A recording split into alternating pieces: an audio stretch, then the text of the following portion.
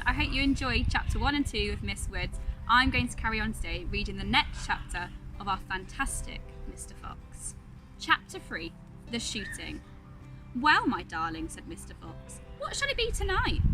I think we'll have duck tonight, said Mrs. Fox. Bring us 2 fat ducks, if you please. 1 for you and me, and 1 for the children. Ducks it shall be, said Mr. Fox. Bunce is best. Now do be careful, said Mrs. Fox.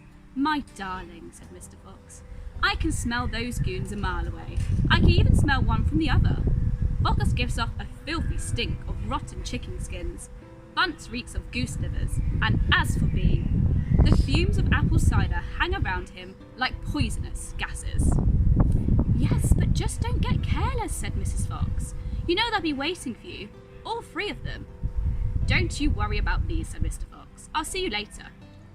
But Mr. Fox would not have been quite so cocky had he known exactly where the 3 farmers were waiting at that moment. They were just outside the entrance to the hole, each one crouching behind a tree with his gun loaded.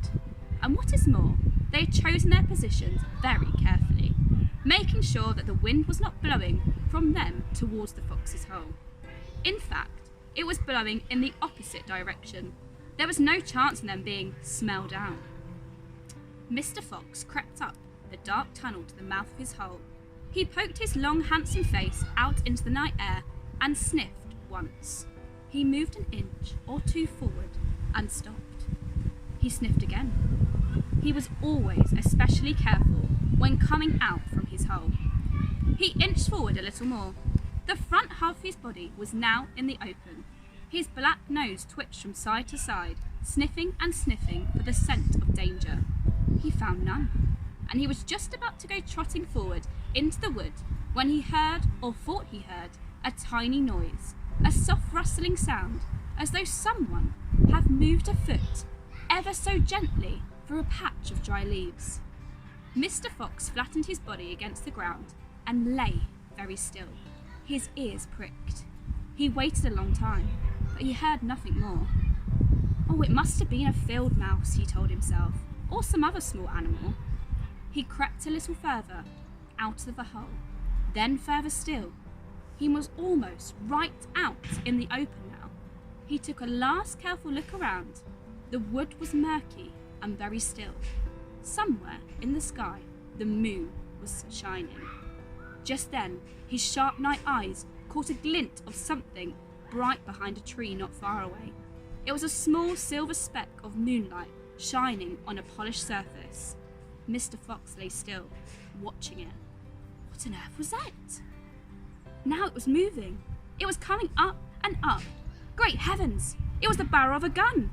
Quick as a whip, Mr. Fox jumped back into his hole, and at the same instant, the entire wood seemed to explode around him. Bang! Bang! Bang! Bang! Bang!